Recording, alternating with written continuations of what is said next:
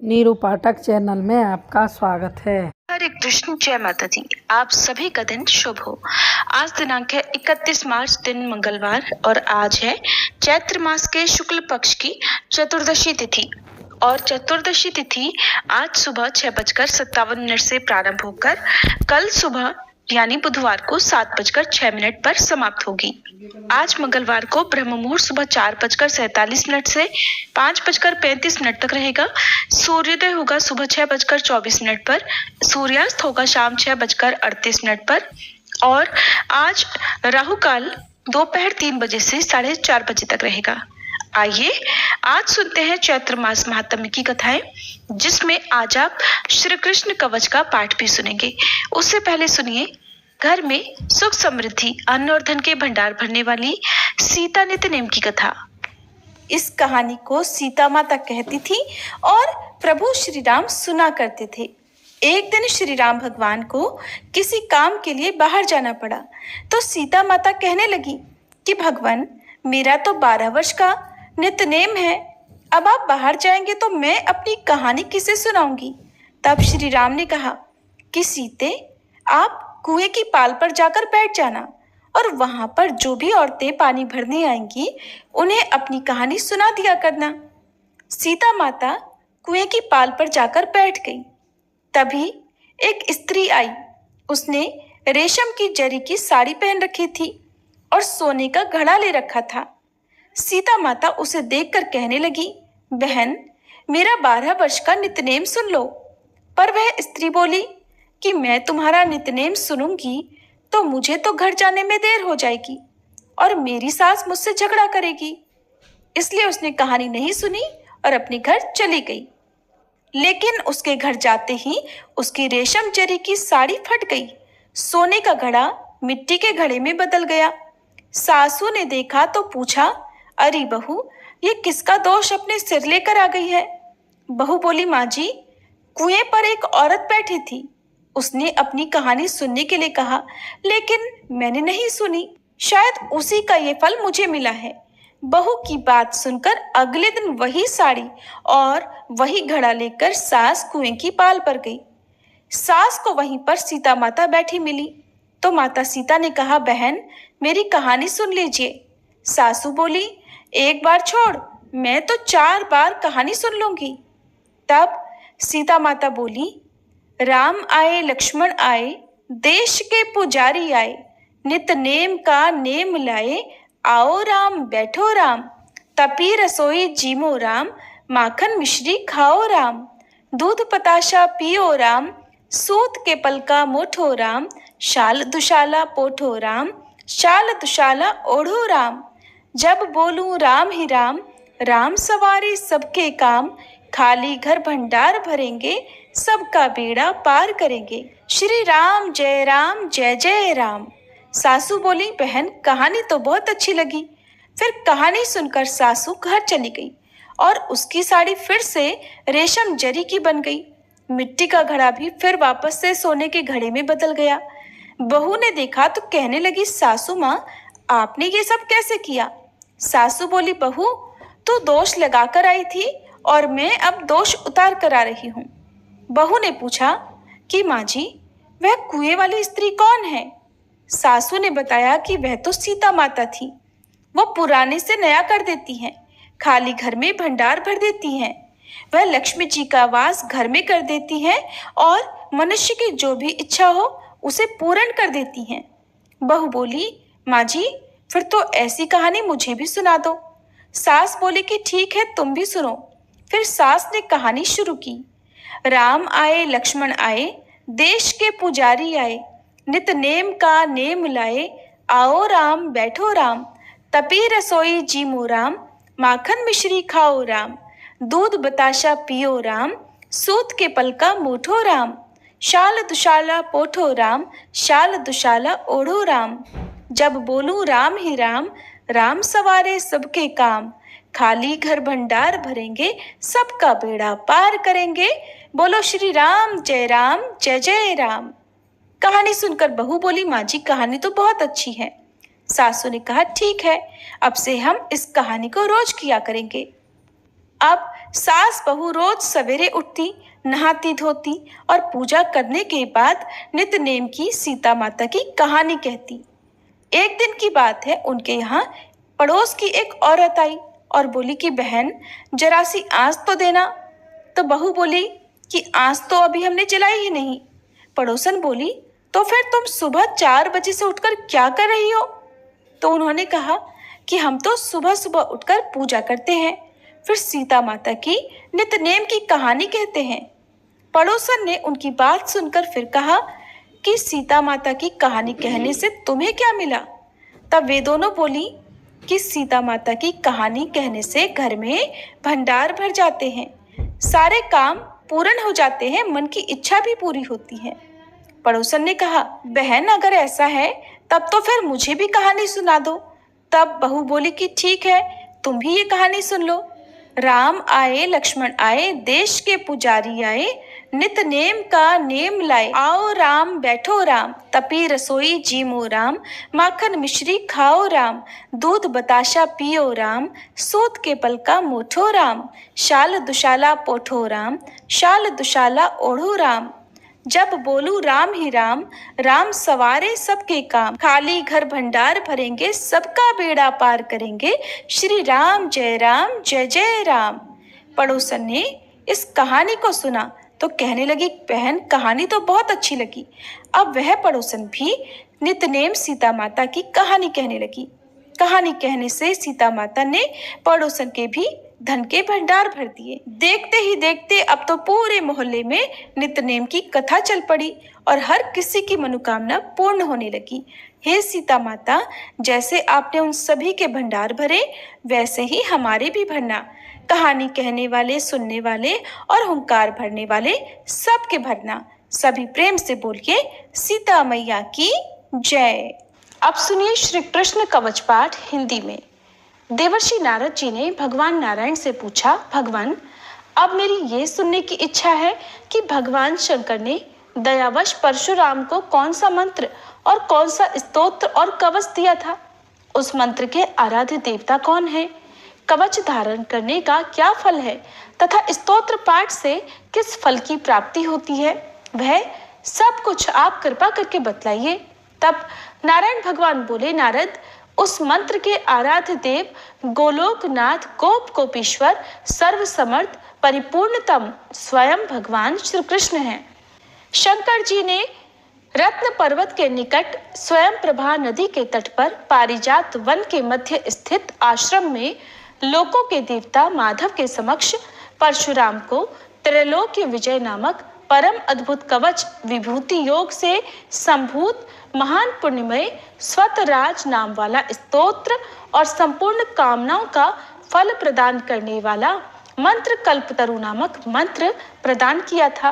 महादेव जी ने कहा, भृगुवंशी महाभागवत्स, तुम प्रेम के कारण मुझे पुत्र से भी अधिक प्रिय हो, अतः आओ कवच ग्रहण करो। हे राम, जो ब्रह्मांड में परम अद्भुत तथा विजयप्रद है, श्री कृष्ण के उस त्रैलोक्य विजय नामक कवच का मैं वर्णन करता हूँ, सुनो। पूर्व काल में श्री कृष्ण ने गोलोक में स्थित वृंदावन नामक वन में राधिकाश्रम में रासमंडल के मध्य ये कवच मुझे दिया था।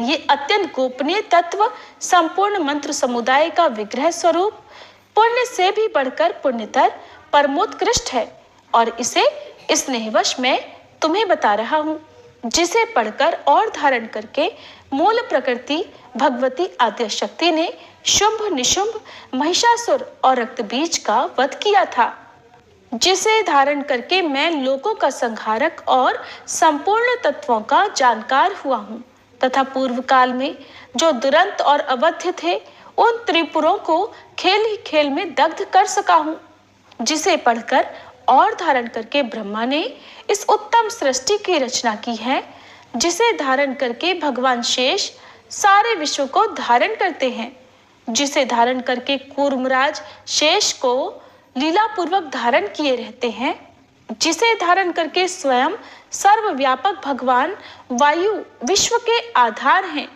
जिसे धारण करके वरुण सिद्ध और कुबेर धन के स्वामी हुए हैं, जिसे पढ़कर एवं धारण करके स्वयं इंद्र देवताओं के राजा बने हैं, जिसे धारण करके तेजो राशि स्वयं सूर्य भुवन में प्रकाशित होते हैं, जिसे पढ़कर एवं धारण करके चंद्रमा महान बल और पराक्रम से संपन्न हुए हैं, जिसे पढ़कर एवं धारण करके महर्षि अगस्त्य सातों समुद्रों को पी गए और उनके तेज से वातापी नामक दैत्य को पचा गए, जिसे पढ़कर एवं धारण करके पृथ्वी देवी सबको धारण करने में समर्थ हुई हैं, जिसे पढ़कर एवं धारण करके गंगा स्वयं पवित्र होकर भुवनों को पावन करने वाली बनी है, जिसे धारण करके धर्मात्माओं में श्रेष्ठ धर्म लोकों के साक्षी बने हैं, जिसे धारण करके सरस्वती देवी संपूर्ण विद्याओं की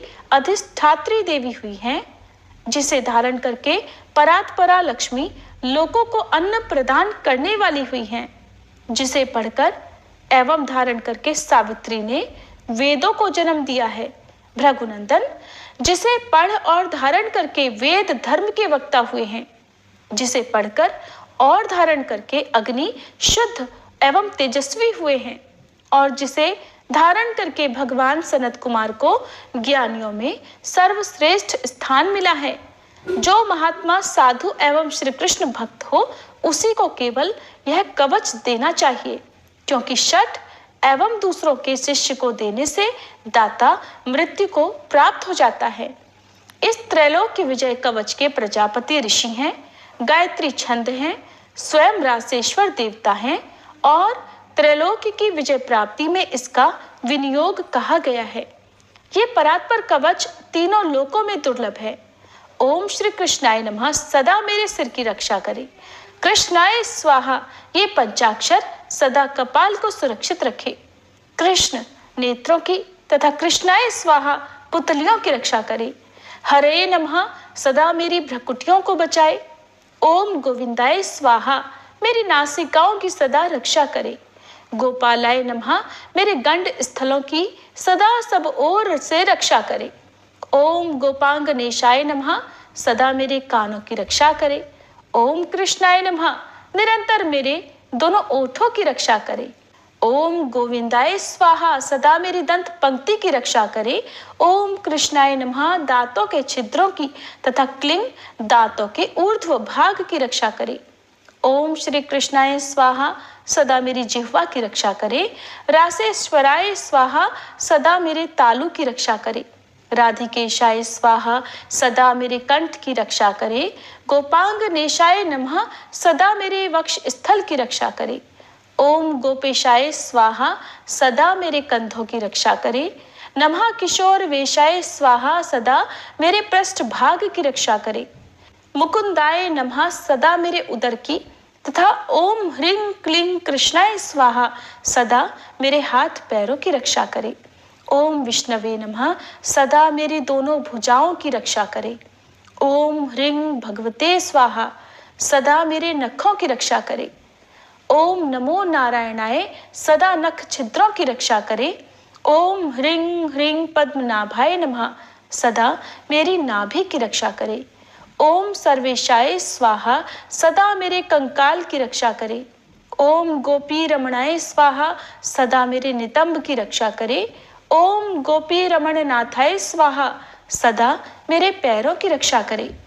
ओम ह्रीं श्रीं रसिकेशाय स्वाहा सदा मेरे सर्वांगों की रक्षा करे।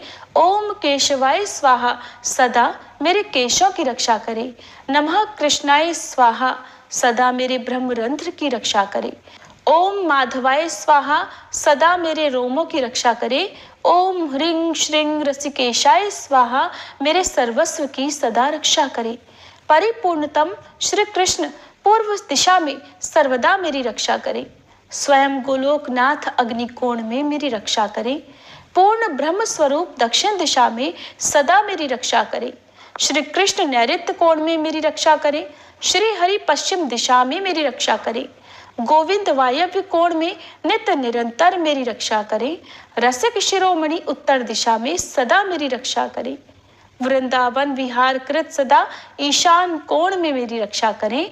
वृंदावनी के प्राणनाथ ऊर्ध्व भाग में मेरी रक्षा करें। महाबली बलिहारी माधव सदैव मेरी रक्षा करे, नृसिंह जल, स्थल तथा अंतरिक्ष में सदा मुझे सुरक्षित रखें। माधव सोते समय तथा जागृत काल में सदा मेरा पालन करे तथा जो सबके अंतरात्मा निर्लेप और सर्वव्यापक हैं, वे भगवान सब ओर से मेरी रक्षा करें। वत्स, इस प्रकार मैंने त्रैलोक्य विजय नामक कवच, जो परम अनोखा तथा समस्त मंत्र समुदाय का मूर्तमान स्वरूप है, तुम्हें बतला दिया। मैंने इसे श्री कृष्ण के मुख से श्रवण किया था। इसे जिस किसी को नहीं बतलाना चाहिए। जो विधि पूर्वक गुरु का पूजन करके इस कवच को गले में अथवा दाहिनी भुजा पर धारण करता है, वह भी विष्णु तुल्य हो जाता है, इसमें संशय नहीं है। वह भक्त जहाँ जाता है, जहाँ रहता है, वहाँ लक्ष्मी और सरस्वती भी निवास करती हैं। यदि उसे कवच सिद्ध हो जाता है तो वह जीवन मुक्त हो जाता है और उसे करोड़ों वर्षों की पूजा का फल प्राप्त हो जाता है। हजारों राजसूय, सैकड़ों वाजपेयी, 10,000 अश्वमेध, संपूर्ण महादान तथा पृथ्वी की प्रदक्षिणा, ये सभी इस त्रैलोक्य विजय की 16वीं कला की भी समानता नहीं कर सकते। व्रत, उपवास का नियम, स्वाध्याय, अध्ययन, तपस्या और समस्त तीर्थों में स्नान, ये सभी इसकी एक कला को भी नहीं पा सकते। यदि मनुष्य इस कवच को सिद्ध कर ले तो निश्चय ही उसे सिद्धि, अमरता और श्री हरि की दास्ता आदि सब कुछ मिल जाता है। जो इसका 10 लाख जप करता है, उसे यह कवच सिद्ध हो जाता है। और जो सिद्ध कवच होता है वह निश्चय ही सर्वज्ञ हो जाता है। परंतु जो इस कवच को जाने बिना श्री कृष्ण का भजन करता है, उसकी बुद्धि अत्यंत मंद है। उसे करोड़ों कल्पों तक जप करने पर भी मंत्र सिद्धिदायक नहीं होता।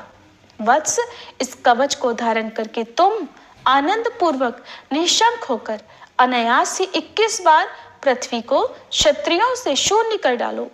पुत्र, प्राण संकट के समय राज्य दिया जा सकता है, सिर कटाया जा सकता है और प्राणों का परित्याग भी किया जा सकता है, परंतु ऐसे कवच का दान कभी नहीं करना चाहिए। इति श्री कृष्ण कवचम पाठ संपूर्णम। अब सुनिए भागवत कथा में कल से आगे का वृत्तांत, और इसी चैत्र के महीने में भागवत कथा भी संपूर्ण हो जाएगी। आप सबके सहयोग के कारण ही ऐसा संभव हो पाया है। आप में से बहुत सारे श्रोता हर दिन नियम से कमेंट भी करते हैं, प्रोत्साहित भी करते हैं, और आप सभी ने इतना कीमती समय निकालकर इन कथाओं को अपना समय दिया है, जिससे आप सबको तो पुण्य मिलेगा ही, साथ ही मुझे भी पुण्य मिलेगा। तो आइए मोक्ष प्रदान करने वाली इस पावन कथा यात्रा में एक और कदम कथा के समापन के लिए आगे बढ़ाएं। श्री सुखदेव जी कहते हैं, परीक्षित, धर्मराज युधिष्ठिर जरासंध का वध और सर्वशक्तिमान भगवान श्री कृष्ण की अद्भुत महिमा सुनकर बहुत प्रसन्न हुए। फिर उनसे बोले, हे सच्चिदानंद स्वरूप श्री कृष्ण, त्रिलोकी के स्वामी ब्रह्मा, शंकर आदि और इंद्र आदि लोकपाल सब आपकी आज्ञा पाने के लिए तरसते रहते हैं, और यदि वह मिल जाती है तो बड़ी श्रद्धा से उसको शिरोधार्य करते हैं। अनंत, हम लोग हैं तो अत्यंत दीन, परंतु मानते हैं अपने आप को भूपति और नरपति। ऐसी स्थिति में है तो हम दंड के पात्र, परंतु आप हमारी आज्ञा स्वीकार करते हैं और उसका पालन करते हैं। सर्वशक्तिमान कमल नयन भगवान के लिए यह मनुष्य लीला का अभिनय मात्र है। किसी से भी पराजित ना होने वाले माधव, ये मैं हूँ और ये मेरा है तथा ये तू है और ये तेरा है, इस प्रकार की विकारयुक्त भेद बुद्धि तो पशुओं की होती है। जो आपके अनन्य भक्त हैं, उनके मन में ऐसे पागलपन के विचार कभी नहीं आते, फिर आप में तो होंगे ही कहाँ से। इसलिए आप जो कुछ कर रहे हैं वो आपकी लीला ही लीला है। श्री सुखदेव जी कहते हैं, परीक्षित, इस प्रकार कहकर धर्मराज युधिष्ठिर ने भगवान श्री कृष्ण की आज्ञा से यज्ञ के योग्य समय आने पर यज्ञ के कर्मों में निपुण वेदवादी ब्राह्मणों को ऋत्विज, आचार्य आदि के रूप में वर्ण किया। उनके नाम ये हैं, श्री कृष्ण द्वैपायन, व्यासदेव, भरद्वाज, सुमंतु, गौतम, असित, वशिष्ठ, च्यवन, कण्व, मैत्रेय, कवश, त्रित, विश्वामित्र, वामदेव, सुमति, जैमिनी, क्रतु, पैल, पराशर, गर्ग, वैशंपायन, अथर्वा, कश्यप, धौम्य, परशुराम, शुक्राचार्य, आसुरी, वीतिहोत्र, मधुच्छंदा, वीरसेन और अकृतव्रण। इनके अलावा धर्मराज ने द्रोणाचार्य, भीष्म पितामह, कृपाचार्य, धृतराष्ट्र और उनके दुर्योधन आदि पुत्रों और महामती विदुर आदि को भी बुलवाया। राजन, राजसूय यज्ञ का दर्शन करने के लिए देश के सब राजा, उनके मंत्री तथा कर्मचारी, ब्राह्मण, क्षत्रिय, वैश्य, शूद्र सब के सब वहां आए। इसके बाद ऋत्विज ब्राह्मणों ने सोने के हलों से यज्ञ भूमि को जुतवाकर राजा युधिष्ठिर को शास्त्रानुसार यज्ञ की दीक्षा दी। प्राचीन काल में जैसे वरुण देव के यज्ञ में सब के सब यज्ञ पात्र सोने के बने हुए थे, ठीक वैसे ही युधिष्ठिर के यज्ञ में भी थे। पांडु नंदन महाराज युधिष्ठिर के यज्ञ में निमंत्रण पाकर ब्रह्मा जी, शंकर जी, इंद्र आदि लोकपाल अपने गणों के साथ सिद्ध और गंधर्व, विद्याधर, नाग, मुनि, यक्ष, राक्षस, पक्षी, किन्नर, चारण, बड़े बड़े राजा और रानियां ये सभी उपस्थित हुए। सबने बिना किसी प्रकार के कौतूहल के ये बात मान ली कि राजसूय यज्ञ करना युधिष्ठिर के योग्य ही है, क्योंकि भगवान श्री कृष्ण के भक्त के लिए ऐसा करना कोई बहुत बड़ी बात तो नहीं। उस समय देवताओं के समान तेजस्वी याचकों ने धर्मराज युधिष्ठिर से विधि पूर्वक राजसूय यज्ञ करवाया, ठीक वैसे ही जैसे पूर्व काल में देवताओं ने वरुण से करवाया था। सोमलता से रस निकालने के दिन महाराज युधिष्ठिर ने अपने परम भाग्यवान याजकों और यज्ञ कर्म की भूल चूक का निरीक्षण करने वाले सदस्यपतियों का बड़ी सावधानी से विधि पूर्वक पूजन किया। अब सभासद लोग इस विषय पर विचार करने लगे कि सदस्यों में सबसे पहले किसकी पूजा अग्र पूजा होनी चाहिए। जितनी मति उतने मत, इसलिए सबकी सम्मति से भी कोई निर्णय नहीं हो सका। तब ऐसी स्थिति में सहदेव ने कहा, यदुवंश शिरोमणि भक्त वत्सल भगवान श्री कृष्ण ही सदस्यों में सर्वश्रेष्ठ और अग्र पूजा के पात्र हैं, क्योंकि यही समस्त देवताओं के रूप में है और देश काल धन आदि जितनी भी वस्तुएं हैं उन सब के रूप में भी यही है। ये सारा विश्व श्री कृष्ण का ही रूप है। समस्त यज्ञ भी श्री कृष्ण स्वरूप ही है। भगवान श्री कृष्ण ही अग्नि, आहुति और मंत्रों के रूप में है। ज्ञान मार्ग और कर्म मार्ग ये दोनों भी श्री कृष्ण की प्राप्ति के ही हेतु हैं। सारा जगत श्री कृष्ण की ही कृपा से अनेकों प्रकार के कर्मों का अनुष्ठान करता हुआ धर्म, अर्थ, काम और मोक्ष रूप पुरुषार्थों का संपादन करता है। इसलिए सबसे महान भगवान श्री कृष्ण की ही अग्र पूजा होनी चाहिए। इनकी पूजा करने से समस्त प्राणियों की और अपनी भी पूजा हो जाती है।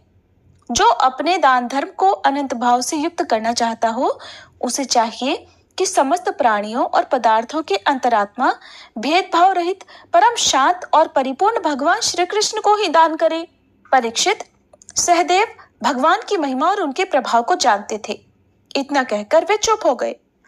उस समय धर्मराज युधिष्ठिर की यज्ञ सभा में जितने सत्पुरुष उपस्थित थे, सबने एक स्वर से बहुत ठीक कहकर सहदेव की बात का समर्थन किया। धर्मराज युधिष्ठिर ने ब्राह्मणों की ये आज्ञा सुनकर तथा सभासदों का अभिप्राय जानकर बड़े आनंद से, प्रेम से विवल होकर भगवान श्री कृष्ण की पूजा की। अपनी पत्नी, भाई, मंत्री और परिवारजनों के साथ धर्मराज युधिष्ठिर ने बड़े प्रेम और आनंद से भगवान के पांव पखारे और उनके चरण कमलों का लोक पावन जल अपने सिर पर धारण किया। उन्होंने भगवान को पीले पीले रेशमी वस्त्र और बहुमूल्य आभूषण अर्पित किए। उस समय उनके नेत्र प्रेम और आनंद के आंसुओं से इस प्रकार भर गए कि वे भगवान को भलीभांति देख भी नहीं सकते थे। यज्ञ सभा में उपस्थित सभी लोग भगवान को इस प्रकार पूजित सत्कृत देखकर हाथ जोड़े हुए नमो नमः, जय जय इस प्रकार के नारे लगाकर उन्हें नमस्कार करने लगे। उस समय आकाश से स्वयं ही पुष्पों की वर्षा होने लगी। परीक्षित, अपने आसन पर बैठा हुआ शिशुपाल ये सब देख सुन रहा था। भगवान श्री कृष्ण के गुण सुनकर उसे क्रोध हो आया और वह उठकर खड़ा हो गया। वह भरी सभा में हाथ उठाकर बड़ी असहिष्णुता किंतु निर्भयता के साथ भगवान को सुनाकर अत्यंत कठोर बातें कहने लगा। सभासदों, श्रुतियों का यह कहना सर्वथा सत्य है कि काल ही ईश्वर है। लाख प्रयास करने पर भी वह अपना काम करा ही लेता है। इसका प्रत्यक्ष प्रमाण हमने देख लिया कि यहाँ बच्चों और मूर्खों की बात से बड़े बड़े वयोवृद्ध और ज्ञान वृद्धों की बुद्धि भी चकरा गई है। पर मैं मानता हूँ कि आप लोग अगर पूजा के योग्य पात्र का निर्णय करने में सर्वथा समर्थ हैं। इसलिए सदस्यपतियों, आप लोग बालक सहदेव की ये बात ठीक न माने कि कृष्ण ही अगर पूजा के योग्य है। यहाँ बड़े बड़े तपस्वी, विद्वान, व्रतधारी, ज्ञान के द्वारा अपने समस्त पाप तापों को शांत करने वाले परम ज्ञानी, परम ऋषि, ब्रह्मनिष्ठ आदि उपस्थित हैं, जिनकी पूजा बड़े बड़े लोकपाल भी करते हैं। यज्ञ की भूल चूक बतलाने वाले उन सदस्यपतियों को छोड़कर ये कुल कलंक ग्वाला भला अग्र पूजा का अधिकारी कैसे हो सकता है? क्या कौआ कभी यज्ञ के पुरोडाश का अधिकारी हो सकता है? न इसका कोई वर्ण है और न तो आश्रम, कुल भी इसका ऊंचा नहीं है, सारे धर्मों से ये बाहर है। वेद और लोक मर्यादाओं का उल्लंघन करके ये मनमाना आचरण करता है, इसमें कोई गुण भी नहीं है। ऐसी स्थिति में आप बताइए, ये अग्र पूजा का पात्र कैसे हो सकता है? आप लोग जानते हैं कि राजा ययाति ने इसके वंश को शाप दे रखा है, इसलिए सत्पुरुषों ने इस वंश का ही बहिष्कार कर दिया है। ये सब सर्वदा व्यर्थ मधुपान में आसक्त रहते हैं, फिर भला ये अग्र पूजा के योग्य कैसे हो सकते हैं? इन सब ने ब्रह्म ऋषियों के द्वारा सेवित मथुरा आदि देशों का परित्याग कर दिया और ब्रह्म वर्चस्व के विरोधी समुद्र में किला बनाकर रहने लगे। वहां से जब ये बाहर निकलते हैं तो डाकुओं की तरह सारी प्रजा को सताते हैं। परीक्षित, सच पूछो तो शिशुपाल का सारा शुभ नष्ट हो चुका था। इसी से उसने और भी बहुत सी कड़ी कड़ी बातें भगवान श्री कृष्ण को सुनाई, परंतु जैसे सिंह कभी सियार की हुआ हुआ पर ध्यान नहीं देता, वैसे ही भगवान भी चुप रहे। उन्होंने उसकी बात का कोई भी उत्तर नहीं दिया, परंतु सभासदों के लिए भगवान की निंदा सुनना असह्य था। उनमें से कई कई अपने अपने कान बंद करके क्रोध से शिशुपाल को गाली देते हुए बाहर चले गए। परीक्षित, जो भगवान की या भगवत परायण भक्तों की निंदा सुनकर वहां से हट नहीं जाता, वो अपने शुभ कर्मों से च्युत हो जाता है और उसकी अधोगति होती है, वह नरक में जाता है। परीक्षित, अब शिशुपाल को मार डालने के लिए पांडव, मत्स्य, केकय और सृंजय वंशी नरपति क्रोधित होकर हाथों में हथियार लेकर उठ खड़े हुए, लेकिन शिशुपाल को इससे कोई भी घबराहट नहीं हुई। उसने बिना किसी प्रकार का आगा पीछे सोचे अपनी ढाल तलवार उठा ली और वो तो भली सभा में ही श्री कृष्ण के पक्षपाती राजाओं को ललकारने लगा। उन लोगों को लड़ते झगड़ते देखकर फिर भगवान श्री कृष्ण उठ खड़े हुए। उन्होंने अपने पक्षपाती राजाओं को शांत किया और स्वयं क्रोध करके अपने ऊपर झपटते हुए शिशुपाल का सिर छुरे के समान तीखी धार वाले चक्र से काट लिया। शिशुपाल के मारे जाने पर वहां बड़ा कोलाहल मच गया। उसके अनुयायी नरपति अपने अपने प्राण बचाने के लिए वहां से भाग खड़े हुए। जैसे आकाश से गिरा हुआ लूक धरती में समा जाता है, वैसे ही सब प्राणियों के देखते देखते शिशुपाल के शरीर से एक ज्योति निकलकर भगवान श्री कृष्ण में ही समा गई। परीक्षित, शिशुपाल के अंतःकरण में लगातार 3 जन्म से वैर भाव की अभिवृद्धि हो रही थी, यानी वो 3 जन्मों से अपने मन में भगवान के प्रति वैर रख रहा था, उनसे शत्रुता रख रहा था, और इस प्रकार वैर भाव से ही सही ध्यान करते करते वह तन्मय हो गया, पार्षद हो गया। सच है, मृत्यु के बाद होने वाली गति में भाव ही कारण है। शिशुपाल की सदगति होने के बाद चक्रवर्ती धर्मराज युधिष्ठिर ने सदस्यों और ऋत्विजों को पुष्कल दक्षिणा दी तथा सबका सत्कार करके विधि पूर्वक यज्ञांत स्नान, अवभृत स्नान किया। परीक्षित, इस प्रकार योगेश्वर भगवान श्री कृष्ण ने धर्मराज युधिष्ठिर का राजसु यज्ञ पूर्ण किया और अपने सगे संबंधी और सुहृदों की प्रार्थना से कुछ महीनों तक वहीं रहे। इसके बाद राजा युधिष्ठिर की इच्छा न होने पर भी सर्वशक्तिमान भगवान श्री कृष्ण ने उनसे अनुमति ले ली और अपनी रानियों तथा मंत्रियों के साथ इंद्रप्रस्थ से द्वारकापुरी की यात्रा की। परीक्षित, मैं यह उपाख्यान तुम्हें बहुत विस्तार से 7वें स्कंद में सुना चुका हूँ कि वैकुंठवासी जय और विजय को सनकादि ऋषियों के शाप से बार बार जन्म लेना पड़ा था। महाराज युधिष्ठिर राजसूय का यज्ञांत स्नान करके ब्राह्मण और क्षत्रियों की सभा में देवराज इंद्र के समान शोभायमान होने लगे। राजा युधिष्ठिर ने देवता, मनुष्य और आकाशचारियों का यथायोग्य सत्कार किया और वे भगवान श्री कृष्ण तथा राजसु यज्ञ की प्रशंसा करते हुए बड़े आनंद से अपने अपने लोक को चले गए। परीक्षित सब तो सुखी हुए, लेकिन दुर्योधन से पांडवों की ये उज्जवल राज्य लक्ष्मी का उत्कर्ष सहन नहीं हुआ, क्योंकि वो स्वभाव से ही पापी, कलह प्रेमी और कुरुकुल का नाश करने के लिए एक महान रोग था। परीक्षित, जो पुरुष भगवान श्री कृष्ण की इस लीला का शिशुपाल वध, जरासंध वध, बंदी राजाओं की मुक्ति और यज्ञानुष्ठान का कीर्तन करेगा, वह समस्त पापों से छूट जाएगा। राजा परीक्षित ने पूछा, भगवान, अजात शत्रु धर्मराज युधिष्ठिर के राजसूय यज्ञ महोत्सव को देखकर जितने मनुष्य, नरपति, ऋषि, मुनि और देवता आदि आए थे, वे सब आनंदित हुए, लेकिन दुर्योधन को बड़ा दुख, बड़ी पीड़ा हुई। ये बात मैंने आपके मुख से सुनी है। भगवान, आप कृपा करके इसका कारण भी तो बतलाइए। तब श्री सुखदेव जी महाराज कहने लगे, परीक्षित, तुम्हारे दादा युधिष्ठिर बड़े महात्मा थे। उनके प्रेम बंधन से बंधकर सभी बंधु बांधवों ने राजसूय यज्ञ में विभिन्न सेवा कार्य स्वीकार किया था। भीमसेन भोजनालय की अर्थात रसोई घर की देखरेख करते थे, दुर्योधन कोषाध्यक्ष थे, सहदेव अभ्यागतों के स्वागत सत्कार में नियुक्त थे और नकुल विविध प्रकार की सामग्री एकत्र करने का काम देखते थे।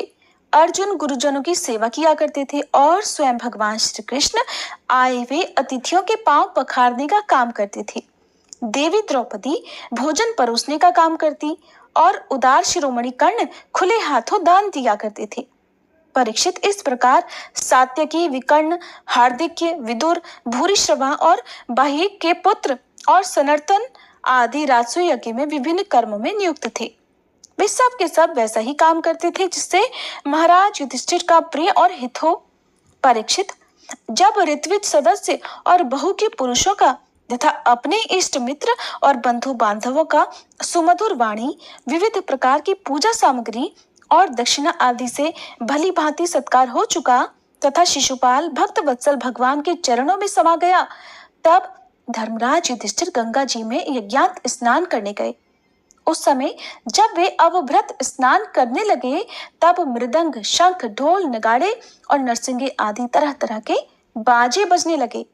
नर्तकियां आनंद से झूम झूम कर नाचने लगी। झुंड के झुंड गवैये गाने लगे और वीणा, बांसुरी तथा झांझ मजीरे बजने लगे। सोने के हार पहने हुए यदु, सृंजय, कंबोज, गुरु, केकय और कौशल देश के नरपति रंग बिरंगी ध्वजा पताकाओं से युक्त और खूब सजे धजे गजराजों, रथों, घोड़ों और सुसज्जित वीर सैनिकों के साथ महाराज युधिष्ठिर को आगे करके पृथ्वी को कंपाते हुए चल रहे थे। यज्ञ के सदस्य ऋत्विज और बहुत से श्रेष्ठ ब्राह्मण वेद मंत्रों का ऊंचे स्वर से उच्चारण करते हुए चले। देवता, ऋषि, पितर, गंधर्व आकाश से पुष्पों की वर्षा करते हुए उनकी स्तुति करने लगे। इंद्रप्रस्थ के नर नारी इत्र, फुलेल, पुष्पों के हार, रंग बिरंगे वस्त्र और बहुमूल्य आभूषणों से सज धज कर एक दूसरे पर जल, तेल, दूध, मक्खन आदि रस डालकर भिगो देते, एक दूसरे के शरीर में लगा देते और इस प्रकार क्रीड़ा करते हुए चलने लगे। वारांगनाएं पुरुषों को तेल, गोरस, सुगंधित जल, हल्दी और गाढ़ी केसर मल देती और पुरुष भी उन्हें उन्हीं वस्तुओं से सराबोर कर देते। उस समय इस महोत्सव को देखने के लिए जैसे उत्तम उत्तम विमानों पर चढ़कर आकाश में बहुत सी देवियां आई थी, वैसे ही सैनिकों के द्वारा सुरक्षित इंद्रप्रस्थ की बहुत सी राज महिलाएं भी सुंदर सुंदर पालकियों पर सवार होकर आई थी। पांडवों के ममेरे भाई श्री कृष्ण और उनके सखा उन रानियों के ऊपर तरह तरह के रंग आदि डाल रहे थे। इससे रानियों के मुख लजीली मुस्कुराहट से खिल उठते थे और उनकी बड़ी शोभा होती थी। उन लोगों के रंग आदि डालने से रानियों के वस्त्र भीग गए थे। वे भी पिचकारी और पात्रों में रंग भर भर कर अपने देवरों और उनके सखाओं पर उड़ेल रही थी। प्रेम भरी उत्सुकता के कारण उनकी चोटियां और जूड़ों के बंधन ढीले पड़ गए थे और उनमें गुथे हुए फूल गिरते जा रहे थे। परीक्षित, उनका वह रुचिर और पवित्र विहार देखकर मलिन अंतःकरण वाले पुरुषों का चित्त चंचल हो उठता था, काम मोहित हो जाता था। चक्रवर्ती राजा युधिष्ठिर द्रौपदी आदि रानियों के साथ सुंदर घोड़ों से युक्त और सोने के हारों से सुसज्जित रथ पर सवार होकर ऐसे शोभायमान हो रहे थे मानो स्वयं राजसूय यज्ञ प्रयाज आदि क्रियाओं के साथ मूर्तिमान होकर प्रकट हो गया हो। ऋत्विजों ने पत्नी संयाज एक प्रकार का यज्ञ कर्म होता है तथा यज्ञांत स्नान संबंधी कर्म करवाकर द्रौपदी के साथ सम्राट युधिष्ठिर को आचमन करवाया और उसके बाद गंगा स्नान कराया। उस समय मनुष्यों की दुंदुभियों के साथ ही देवताओं की भी दुंदुभियां बजने लगी। बड़े बड़े देवता, ऋषि मुनि, पितर और मनुष्य पुष्पों की वर्षा करने लगे। महाराज युधिष्ठिर के स्नान कर लेने के बाद सभी वर्णों और आश्रमों के लोगों ने गंगा जी में स्नान किया, क्योंकि इस स्नान से बड़ा महापापी भी अपनी पाप राशि से तुरंत ही मुक्त हो जाता है। इसके बाद धर्मराज युधिष्ठिर ने नई रेशमी धोती और दुपट्टा धारण किया तथा विभिन्न प्रकार के आभूषणों से अपने को सजा लिया। फिर ऋत्विज, सदस्य, ब्राह्मण आदि को वस्त्र आभूषण दे देकर उनकी पूजा की। महाराज युधिष्ठिर भगवत परायण थे, उन्हें सब में भगवान के ही दर्शन होते, इसलिए वे भाई, बंधु, कुटुंबी, नरपति, इष्ट मित्र, हितैषी और सभी लोगों की बार बार पूजा करते। उस समय सभी लोग जड़ाऊ कुंडल, पुष्पों के हार, पगड़ी, लंबी अंगरखी, दुपट्टा तथा मणियों के बहुमूल्य हार पहनकर देवताओं के समान शोभायमान हो रहे थे। स्त्रियों के मुखों की भी दोनों कानों के कर्णफूल और घुंघराली अलकों से बड़ी शोभा हो रही थी और उनके कटी भाग में सोने की करधनियां तो बहुत ही भली लग रही थी। परीक्षित, राजसूय यज्ञ में जितने लोग आए थे, परमशीलवान ऋत्विज, ब्रह्मवादी सदस्य, ब्राह्मण, क्षत्रिय, वैश्य, शूद्र, राजा, देवता, ऋषि, मुनि, पितर तथा अन्य प्राणी और अपने अनुयायियों के साथ लोकपाल, इन सब की पूजा महाराज युधिष्ठिर ने की। इसके बाद वे लोग धर्मराज से अनुमति लेकर अपने अपने निवास स्थान को चले गए। परीक्षित, जैसे मनुष्य अमृत पान करते करते कभी तृप्त नहीं हो सकता, वैसे ही सब लोग भगवत भक्त राजर्षि युधिष्ठिर के राजसूय महायज्ञ की प्रशंसा करते करते तृप्त नहीं होते थे। इसके बाद धर्मराज युधिष्ठिर ने बड़े प्रेम से अपने हितैषी सुहृद संबंधियों, भाई बंधुओं और भगवान श्री कृष्ण को भी रोक लिया, क्योंकि उन्हें उनके वियोग की कल्पना से ही बड़ा दुख होता था।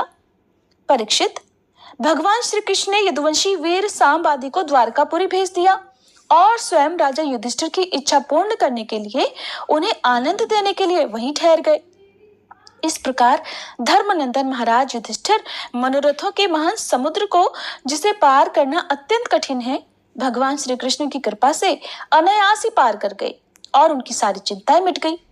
अब एक दिन की बात है, भगवान के परम प्रेमी महाराज युधिष्ठिर के अंतःपुर की सौंदर्य संपत्ति और राजसूय यज्ञ द्वारा प्राप्त महत्व को देखकर दुर्योधन का मन डाह से जलने लगा। परीक्षित, पांडवों के लिए मय दानव ने जो महल बना दिए थे, उनमें नरपति, दैत्यपति और सुरपतियों की विविध विभूतियां तथा श्रेष्ठ सौंदर्य जगह जगह पर शोभायमान था। उनके द्वारा राजरानी द्रौपदी अपने पतियों की सेवा करती थी। उस राजभवन में उन दिनों भगवान श्री कृष्ण की सहस्त्रों रानियां निवास करती थी। वे सबकी सब बहुत सुंदर थी। ये सब देखकर दुर्योधन के हृदय में बड़ी जलन होती थी। परीक्षित, सच पूछो तो दुर्योधन का चित्त द्रौपदी में लगा हुआ था और यही उसकी जलन का मुख्य कारण भी था। एक दिन राजाधिराज महाराज युधिष्ठिर अपने भाइयों, संबंधियों और अपने नयनों के तारे परम हितैषी भगवान श्री कृष्ण के साथ मय दानव की बनाई सभा में सोने के सिंहासन पर देवराज इंद्र के समान विराजमान थे। उनकी भोग सामग्री, उनकी राज्य लक्ष्मी ब्रह्मा जी के ऐश्वर्य के समान थी। वंदीजन उनकी स्तुति कर रहे थे। उसी समय अभिमानी दुर्योधन अपने दुशासन आदि भाइयों के साथ वहां आया। उसके सिर पर मुकुट, गले में माला और हाथों में तलवार थी। परीक्षित, वह क्रोधित होकर द्वारपालों और सेवकों को झिड़क रहा था। उस सभा में मय दानव ने ऐसी माया फैला रखी थी कि दुर्योधन ने उससे मोहित होकर स्थल को जल समझकर अपने वस्त्र समेट लिए और फिर जल को स्थल समझकर वो इसमें गिर पड़ा। उसको गिरते देखकर भीमसेन, राजरानियां और दूसरे नरपति हंसने लगे। यद्यपि युधिष्ठिर उन्हें ऐसा करने से रोक रहे थे, परंतु प्यारे परीक्षित, उन्हें श्री कृष्ण का अनुमोदन प्राप्त हो चुका था। इससे दुर्योधन लज्जित हो गया। उसका रोम रोम क्रोध से जलने लगा। अब वो अपना मुंह लटकाकर चुपचाप सभा भवन से निकलकर हस्तिनापुर चला गया। इस घटना को देखकर सत्पुरुषों में हाहाकार मच गया और धर्मराज युधिष्ठिर का मन भी कुछ खिन्न सा हो गया। परीक्षित, ये सब होने पर भी भगवान श्री कृष्ण चुप थे। उनकी इच्छा थी कि किसी प्रकार पृथ्वी का भार उतर जाए, और सच पूछो तो उन्हीं की दृष्टि से दुर्योधन को वह भ्रम हुआ था। परीक्षित, तुमने मुझसे ये पूछा था कि उस महान राजसूय यज्ञ में दुर्योधन को दाह क्यों हुआ, जलन क्यों हुई, सो वो सब मैंने तुम्हें बतला दिया। श्री सुखदेव जी कहते हैं, परीक्षित, अब मनुष्य की सी लीला करने वाले भगवान श्री कृष्ण का एक और भी चरित्र सुनो। उसमें ये बताया जाएगा कि सौभ नामक विमान का अधिपति शाल्व किस प्रकार भगवान के हाथों मारा गया। शाल्व शिशुपाल का मित्र था और रुक्मणी के विवाह के अवसर पर बारात में शिशुपाल की ओर से आया हुआ था। उस समय यदुवंशियों ने युद्ध में जरासंध आदि के साथ साथ शाल्व को भी जीत लिया था। उस दिन सब राजाओं के सामने शाल्व ने यह प्रतिज्ञा की थी कि मैं पृथ्वी से यदुवंशियों को मिटाकर छोड़ूंगा, सब लोग मेरा बल पौरुष देखना। परीक्षित, मूर्ख शाल्व ने इस प्रकार प्रतिज्ञा करके देवाधिदेव भगवान पशुपति की आराधना प्रारंभ कर दी। वह उन दिनों में दिन में केवल एक बार मुट्ठी भर राख फांक लिया करता था। यूं तो पार्वती पति भगवान शंकर आशुतोष हैं और दानी हैं, फिर भी वे शाल्व का घोर संकल्प जानकर 1 वर्ष के बाद प्रसन्न हुए। उन्होंने अपने शरणागत शाल्व से वर मांगने के लिए कहा। उस समय शाल्व ने ये वर मांगा कि मुझे आप एक ऐसा विमान दे दीजिए जो देवता, असुर, मनुष्य, गंधर्व, नाग और राक्षसों से तोड़ा ना जा सके, जहां इच्छा हो वहीं चला जाए और यदुवंशियों के लिए अत्यंत भयंकर हो। भगवान शंकर ने तथास्तु कह दिया। इसके बाद उनकी आज्ञा से विपक्षियों के नगर जीतने वाले मय दानव ने लोहे का सौभ नामक विमान बनाया और शाल्व को दे दिया। वो विमान क्या था? एक नगर ही था। वो इतना अंधकारमय था कि उसे देखना या पकड़ पाना अत्यंत कठिन था। चलाने वाला उसे जहां ले जाना चाहता वो वहीं उसकी इच्छा करते ही चला जाता था। शाल्व ने वह विमान प्राप्त करके द्वारका पर चढ़ाई कर दी, क्योंकि वह वृषणी वंशी यादवों द्वारा किए गए वैर को सदा स्मरण रखता था। परीक्षित, शाल्व ने अपनी बहुत बड़ी सेना से द्वारका को चारों ओर से घेर लिया और फिर उसके फल फूल से लदे हुए उपवन और उद्यानों को उजाड़ने, नगर द्वारों, फाटकों, राजमहलों, अटारियों, दीवारों और नागरिकों के मनोविनोद की जगहों को नष्ट भ्रष्ट करने लगा। उस श्रेष्ठ विमान से शस्त्रों की झड़ी लग गई। बड़ी बड़ी चट्टानें, वृक्ष, वज्र, सर्प और ओले बरसने लगे।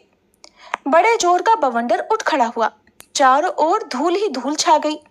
परीक्षित, प्राचीन काल में जैसे त्रिपुरासुर ने सारे पृथ्वी को पीड़ित कर रखा था, वैसे ही शाल्व के विमान ने द्वारकापुरी को अत्यंत पीड़ित कर दिया। वहां के नर नारियों को कहीं एक क्षण के लिए भी शांति नहीं मिलती थी। परम यशस्वी वीर भगवान प्रद्युम्न ने देखा कि हमारी प्रजा को बड़ा कष्ट हो रहा है। तब उन्होंने रथ पर सवार होकर सबको ढांढस बताया और कहा कि डरो मत। उनके पीछे पीछे सात्यकी, चारुदेशन, सांब भाइयों के साथ अक्रूर, कृतवर्मा, भानुविंद, गद, शुक, सारण आदि बहुत से वीर बड़े बड़े धनुष धारण करके निकले। वे सब के सब महारथी थे।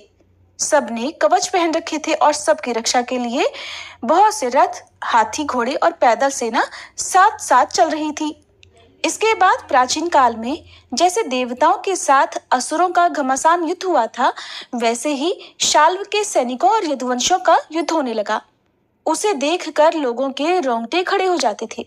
प्रद्युम्न जी ने क्षण भर में ही अपने दिव्य अस्त्र से सौभपति शाल्व की सारी माया काट डाली, ठीक वैसे ही जैसे सूर्य अपनी प्रखर किरणों से रात्रि का अंधकार मिटा देते हैं। प्रद्युम्न जी के बाणों में सोने के पंख और लोहे के फल लगे हुए थे।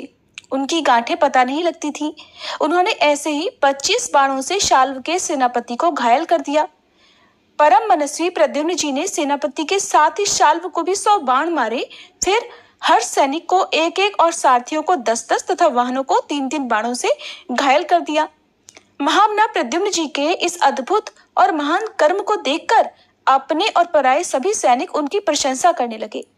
परीक्षित, मय दानव का बनाया हुआ शाल्व का वह विमान अत्यंत मायामय था। वो देखने में इतना विचित्र था कि कभी अनेक रूपों में दिखता तो कभी एक रूप में, कभी दिखता तो कभी नहीं दिखता। यदुवंशियों को इस बात का पता ही नहीं चलता कि वो इस समय कहाँ है।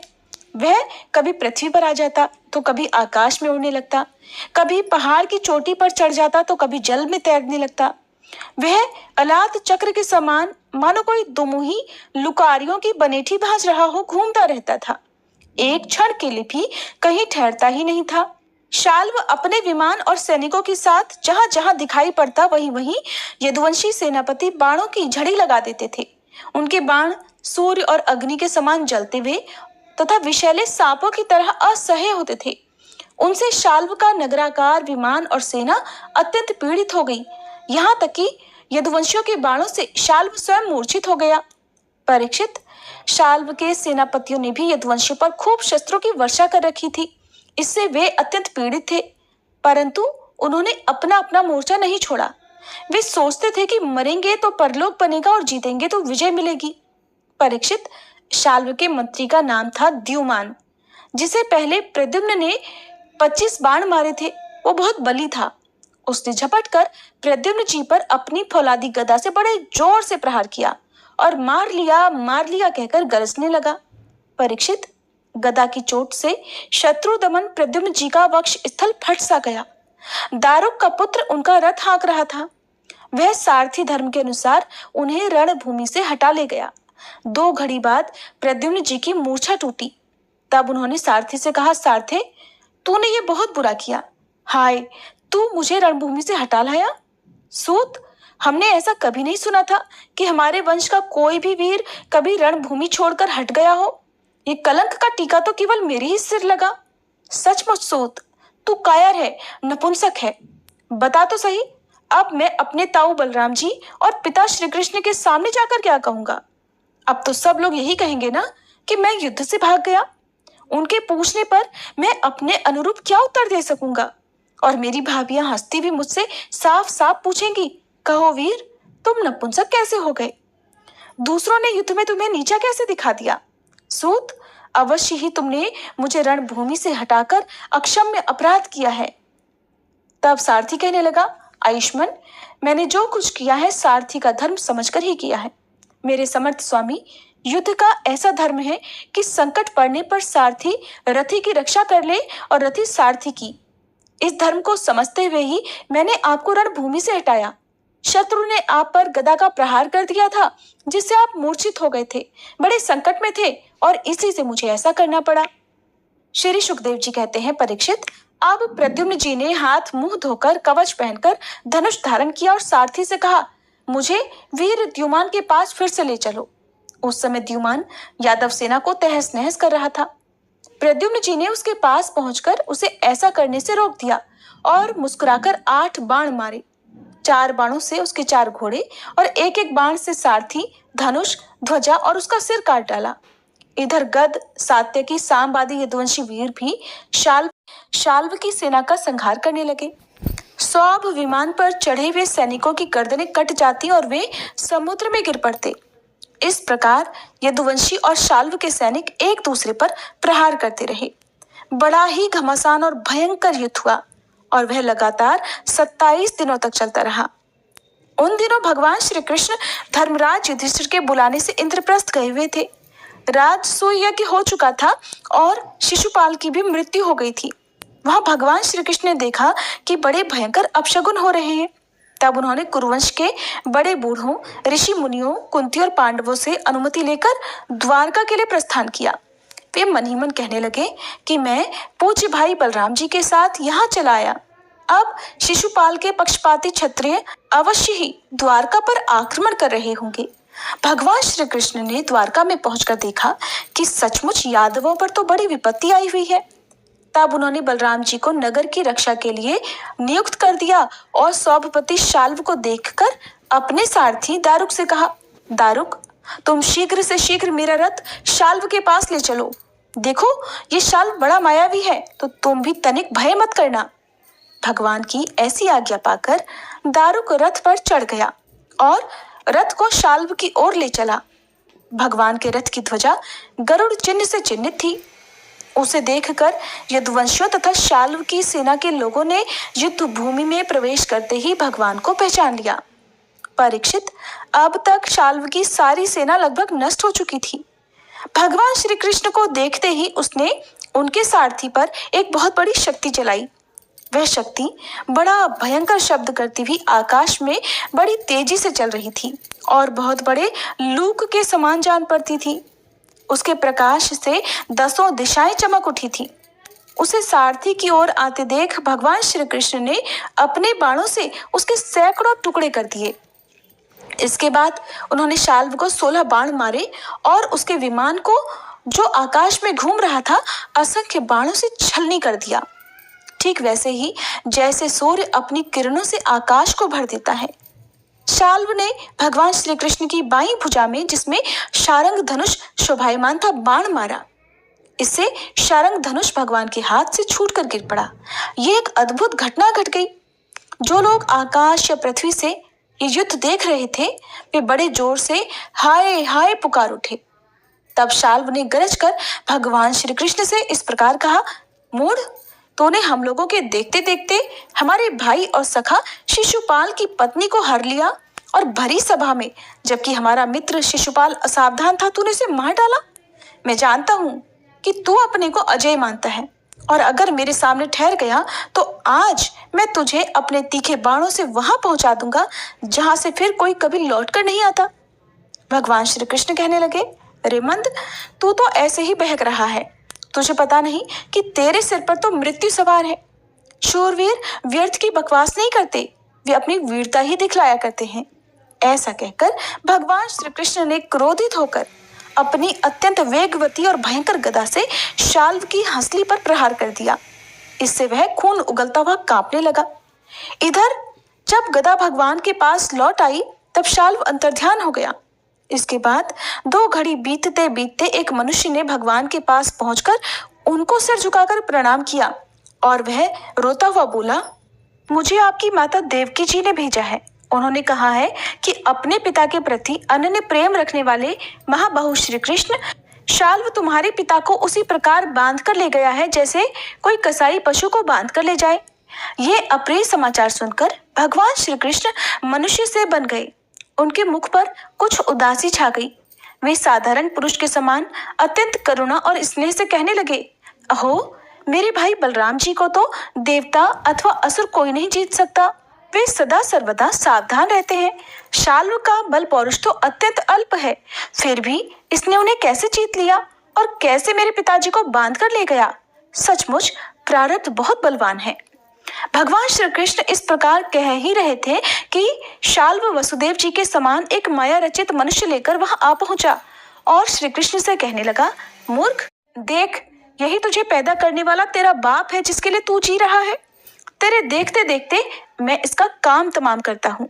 कुछ बल पौरुष हो तो इसे बचा ले। मायावी शाल्व ने इस प्रकार भगवान को फटकार कर माया रचित वसुदेव का सिर तलवार से काट लिया और उसे लेकर अपने आकाश में स्थित विमान पर जा बैठा। परीक्षित, भगवान श्री कृष्ण स्वयं सिद्ध ज्ञान स्वरूप और महानुभाव हैं। वे ये घटना देखकर 2 घड़ी के लिए अपने स्वजन वसुदेव जी के प्रति अत्यंत प्रेम होने के कारण साधारण पुरुषों की तरह शोक में डूब गए। किंतु फिर वे जान गए कि ये तो शाल्व की फैलाई हुई आसुरी माया ही है जो उसे मय दानव ने बतलाई थी। भगवान श्री कृष्ण ने युद्ध भूमि में सचेत होकर देखा, न वहां दूत है और न पिता का वह शरीर। जैसे स्वप्न में एक दृश्य देखकर लुप्त हो गया हो। उधर देखा तो शाल्व विमान पर चढ़कर आकाश में विचर रहा है। तब वे उसका वध करने के लिए उद्यत हो गए। अब शाल्व भगवान श्री कृष्ण पर बड़े उत्साह और तेजी से शस्त्रों की वर्षा करने लगा था। अमोघ शक्ति भगवान श्री कृष्ण ने भी अपने बाणों से शाल्व को घायल कर दिया और उसके कवच, धनुष तथा सिर की मणि को छिन्न भिन्न कर दिया। साथ ही गदा की चोट से उसके विमान को भी जर्जर कर दिया। परीक्षित, भगवान श्री कृष्ण के हाथों से चलाई हुई गदा से वह विमान चूर चूर होकर समुद्र में गिर पड़ा। गिरने के पहले ही शाल्व हाथ में गदा लेकर धरती पर कूद पड़ा और सावधान होकर बड़ी तेजी से भगवान श्री कृष्ण की ओर झपटा। शाल्व को आक्रमण करते देख उन्होंने भाले से गदा के साथ ही उसका हाथ काट गिराया। फिर उसे मार डालने के लिए उन्होंने प्रलयकालीन सूर्य के समान तेजस्वी और अत्यंत अद्भुत सुदर्शन चक्र धारण कर लिया। उस समय उनकी ऐसी शोभा हो रही थी मानो सूर्य के साथ उदयाचल शोभायमान हो। भगवान श्री कृष्ण ने उस चक्र से परम मायावी शाल्व का कुंडल किरीट सहित सिर धड़ से अलग कर दिया। ठीक वैसे ही जैसे इंद्र ने वज्र से वृत्तासुर का सिर काट डाला था। उस समय शाल्व के सैनिक अत्यंत दुख से हाय हाय चिल्ला उठे। परीक्षित, जब पापी शाल्व मर गया और उसका विमान भी गदा के प्रहार से चूर चूर हो गया, तब देवतागण आकाश में दुंदुभियां बजाने लगे। ठीक उसी समय दंतवक्त्र अपने पाल शाल्व और पौंड्रक के मारे जाने पर उनकी मित्रता का ऋण चुकाने के लिए मूर्ख दंतवक्त्र अकेला ही पैदल युद्ध भूमि में आ धमका। वो क्रोध के मारे आग बबूला हो रहा था। शस्त्र के नाम पर उसके हाथ में एकमात्र गदा थी, किंतु परीक्षित, लोगों ने देखा वो इतना शक्तिशाली है कि उसके पैरों की धमक से पृथ्वी हिल रही है। भगवान श्री कृष्ण ने जब उसे इस प्रकार आते देखा, तब झटपट हाथ में गदा लेकर वे रथ से कूद पड़े। फिर जैसे समुद्र के तट की भूमि उसके ज्वार भाटे को आगे बढ़ने से रोक देती है, वैसे ही उन्होंने उसे रोक दिया। घमंड के नशे में चूर करुष नरेश दंतवक्त्र ने गदा तानकर भगवान श्री कृष्ण से कहा, बड़े सौभाग्य और आनंद की बात है कि आज तुम मेरी आंखों के सामने पड़ गए। कृष्ण, तुम मेरे मामा के लड़के हो, इसलिए तुम्हें मारना तो नहीं चाहिए, परंतु एक तो तुमने मेरे मित्रों को मार डाला है और दूसरे अब मुझे भी मारना चाहते हो। इसलिए मतिमत, आज मैं तुम्हें अपनी वज्र कर्कश गदा से चूर चूर कर डालूंगा। घर साफ नहीं तो दिमाग भी साफ नहीं। वैसे तो तुम मेरे संबंधी हो, फिर भी हो शत्रु ही, जैसे अपने ही शरीर में रहने वाला कोई रोग हो। मैं अपने मित्रों से बड़ा प्रेम करता हूँ और उनका मुझ पर ऋण है। अब तुम्हें मारकर ही मैं उनके ऋण से उऋण हो सकता हूँ। फिर जैसे महावत अंकुश से हाथी को घायल करता है, वैसे ही दंतवक्त्र ने अपनी कड़वी बातों से श्री कृष्ण को चोट पहुंचाने का प्रयास किया और फिर वह उनके सिर पर बड़ी तेजी से गदा मारकर सिंह के समान गरज उठा। रणभूमि में गदा की चोट खाकर भी भगवान श्री कृष्ण टस से मस नहीं हुए। उन्होंने अपनी बहुत बड़ी कौमोद की गदा संभाल कर उससे दंतवक्त्र के वक्ष स्थल पर प्रहार कर दिया। गदा की चोट पड़ते ही उसका कलेजा फट गया। वो मुंह से खून उगलने लगा। उसके बाल बिखर गए, भुजाएं और पैर फैल गए। निदान निष्प्राण होकर वह धरती पर गिर पड़ा। परीक्षित, जैसा कि शिशुपाल की मृत्यु के समय हुआ था, सब प्राणियों के सामने ही दंतवक्त्र के मृत शरीर से एक अत्यंत सूक्ष्म ज्योति निकली और वह बड़ी विचित्र रीति से भगवान श्री कृष्ण में समा गई। दंतवक्त्र के भाई का नाम था विदुरथ। वो अपने भाई की मृत्यु से अत्यंत शोकाकुल हो गया। अब वो क्रोध के मारे लंबी लंबी सांस लेता हुआ हाथ में ढाल तलवार लेकर भगवान श्री कृष्ण को मार डालने की इच्छा से आया। राजन, जब भगवान श्री कृष्ण ने देखा कि अब वो प्रहार करना ही चाहता है, तब उन्होंने अपने छुरे के समान तीखी धार वाले चक्र से किरीट और कुंडल के साथ उसका सिर भी धड़ से अलग कर दिया। इस प्रकार भगवान श्री कृष्ण ने शाल्व, उसके विमान सौभ, दंतवक्त्र और विदुरथ को, जिन्हें मारना दूसरों के लिए असंभव था, मारकर द्वारकापुरी में प्रवेश किया। उस समय देवता और मनुष्य उनकी स्तुति कर रहे थे। बड़े बड़े ऋषि मुनि, सिद्ध, गंधर्व, विद्याधर और वासुकी आदि महानाग, अप्सराएं, पितर, यक्ष, किन्नर तथा चारण उनके ऊपर पुष्पों की वर्षा करते हुए उनकी विजय के गीत गा रहे थे। भगवान के प्रवेश के अवसर पर पुरी खूब सजा दी गई थी और बड़े बड़े वृष्णिवंशी यादव वीर उनके पीछे पीछे चल रहे थे। योगेश्वर और जगदीश्वर भगवान श्री कृष्ण इसी प्रकार अनेकों खेल खेलते रहते हैं। जो पशुओं के समान अविवेकी हैं, वे उन्हें कभी हारते भी देखते हैं, परंतु वास्तव में वे तो सदा सर्वदा विजयी ही हैं। हरे कृष्ण। आज की कथा में बस इतना ही। इसके आगे का वृत्तांत आप सभी कल सुनिएगा। अब सुनिए तुलसी माता की आरती। तुलसी महारानी नमो नमो, हरि की पटरानी नमो नमो। धन तुलसी पूरण तप कीनो, धन तुलसी पूरण तप कीनो। शालिग्राम बनी पटरानी नमो नमो, तुलसी महारानी नमो नमो। जाके पत्र मंजरी कोमल, जाके पत्र मंजरी कोमल, श्री श्रीपति कमल चरण लपटानी नमो नमो, तुलसी महारानी नमो नमो। धूप दीप नैवेद्य आरती, धूप दीप नैवेद्य आरती, पुष्पन की वर्षा वर्षानी नमो नमो, तुलसी महारानी नमो नमो।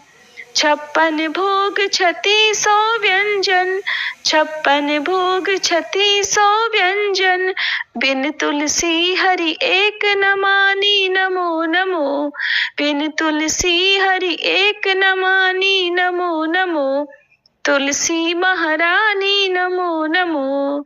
सभी सखी मैया तेरो यश गावे, सभी सखी मैया तेरो यश गावे, भक्ति दान दीजे महारानी नमो नमो, तुलसी महारानी नमो नमो।